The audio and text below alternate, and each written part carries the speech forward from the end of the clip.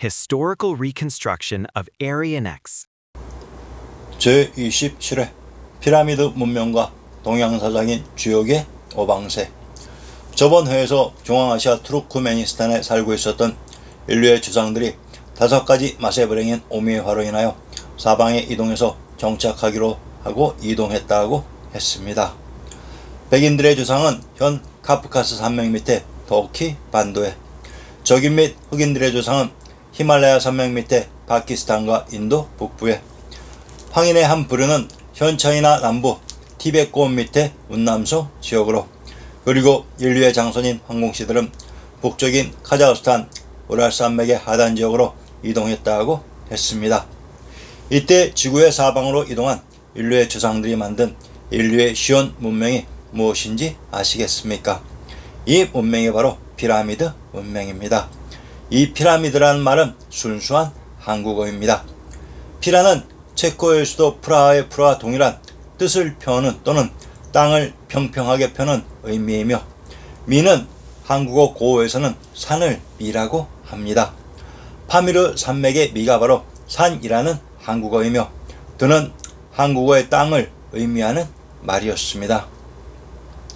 스키타이 아리안 해탈의 정신을 펴는 산터가 바로 피라미드였던 것입니다. 자, 그러면 인류의 조상들이 이동하기 이전에 인류의 장손인 지도자 황공씨가 여러 동포들에게 하는 얘기를 인용합니다. 인류의 장손이며 지도자인 황공씨가 모든 사람들 가운데 어른이었으므로 곧 흰 머리카락인 백모를 묶고 천지신명의 마구 앞에 사자하여 5가지에 마친 오미의 책임을 스스로 짊어지고 복분할 것을 서약하였다.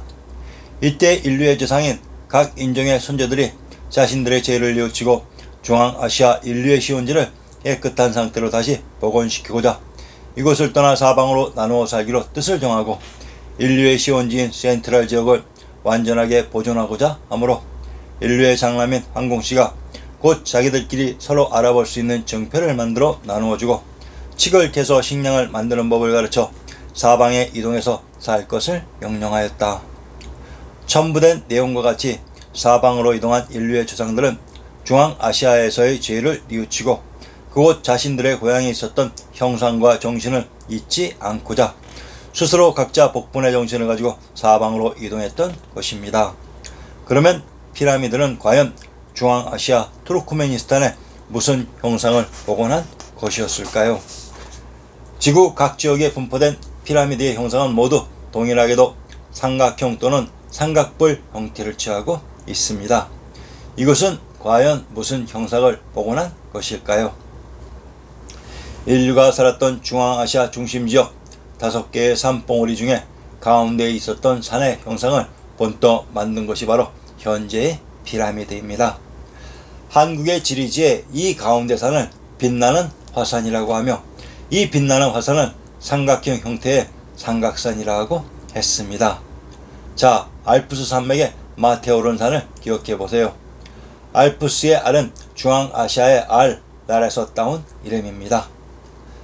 그런데 우리가 역사를 처음 공부하면서 접하게 되는 피라미드 문명은 분명 이집트의 피라미드로 생성연대는 약 기원전 2500년경의 유물이라고 배워왔습니다.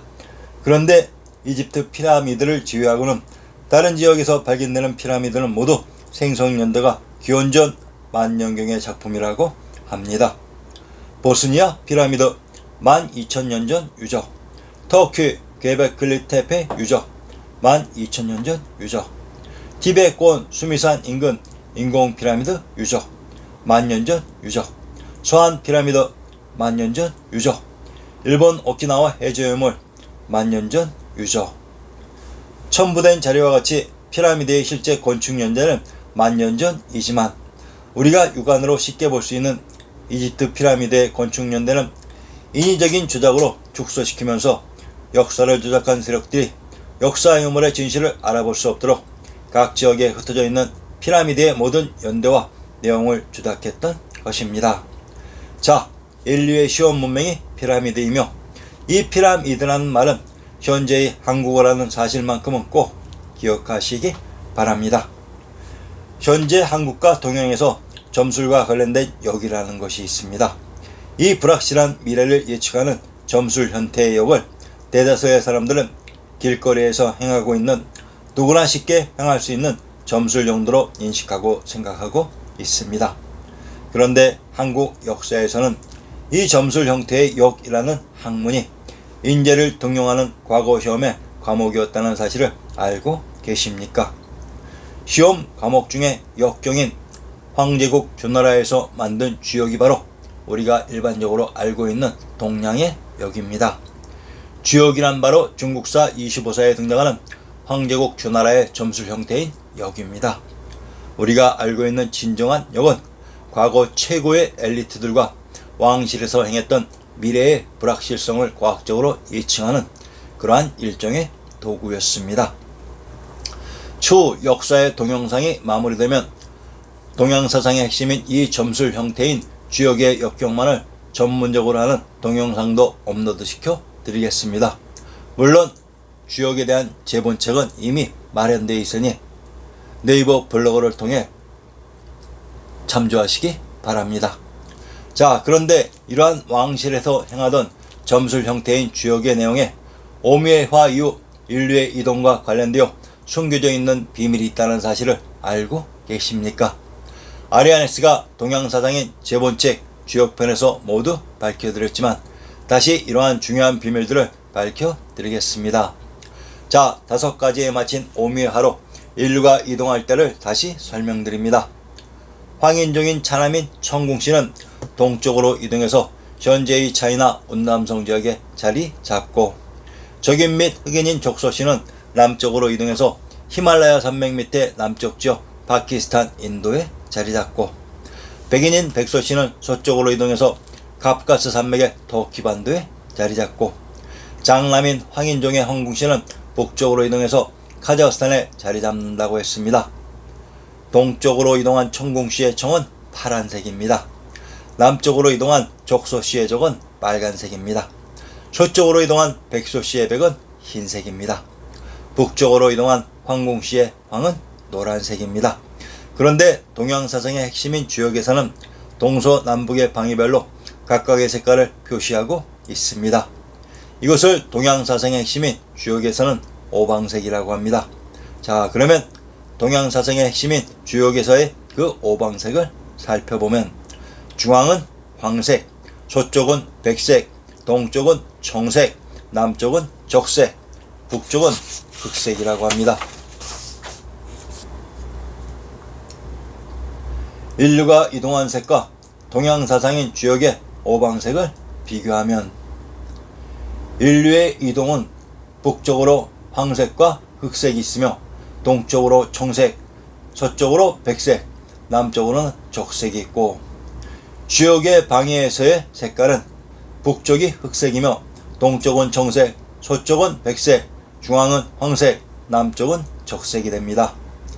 인류가 이동한 색과 동양사상 주역의 오방색을 정확히 비교해보면 서쪽은 백색, 동쪽은 청색, 남쪽의 적색까지는 정확히 일치합니다. 참으로 신기하지요. 그러나 신기할 것 없습니다. 이러한 역사 속 인류의 이동과 관련된 색을 참조하여 동양사상의 핵심인 주역의 오방색이 탄생한 것이므로 서로 일치할 수밖에 없습니다. 그런데 주역에서의 중앙은 황색이라고 했는데 황색의 황궁씨들은 북쪽으로 이동했다고 했으며 주역에서의 북쪽은 흑색인 검정색이라고 합니다. 자, 여기에는 비밀이 숨겨져 있습니다. 한국의 지리지 신정 동국여지신남에 황색과 흑색은 같은 위치라고 나옵니다. 즉 북쪽으로 이동한 황궁씨의 황색이 흑색인 검정색이 되기도 합니다. 그러면 인류의 이동과 동양사상의 핵심인 주역에서의 사방색은 동서남북의 모든 색이 동일하게 일치됩니다. 단 하나, 중앙의 황색인 노란색이 북쪽에 가 있는 것이 문제가 됩니다. 그러나 걱정하지 마시기 바랍니다. 북쪽으로 이동한 황궁씨의 황색이 다음 회에서는 다시 중앙아시아 투르크메니스탄으로 이동해서 동양사상의 핵심이 주역에서 말하는 중앙에 다시 황색이 등장하는 역사적인 대사건이 일어날 것입니다. 인류 이동과 관련된 색깔 배열 위치와 동양사상인 주역에서 말하는 동서남북 방위와 관련된 오방색의 배열이 정확히 일치된다는 사실을 꼭 명심하시기 바랍니다. 자, 그러면 다음 회에서는 인류의 장손인 황궁씨가 북쪽으로 이동해서 건국한 황국시대와 한국이라는 나라의 건국 개념을 설명드릴 예정이오니 부디 많은 사람들에게 연락하시어 일생일 때에 한 번밖에 없을 이러한 기회에 동참하시기를 진심으로 기원합니다. 여러분, 구독과 좋아요는 표시는 진실에 대한 여러분들의 양심과 열정이니 꼭 잊지 마시기 바랍니다.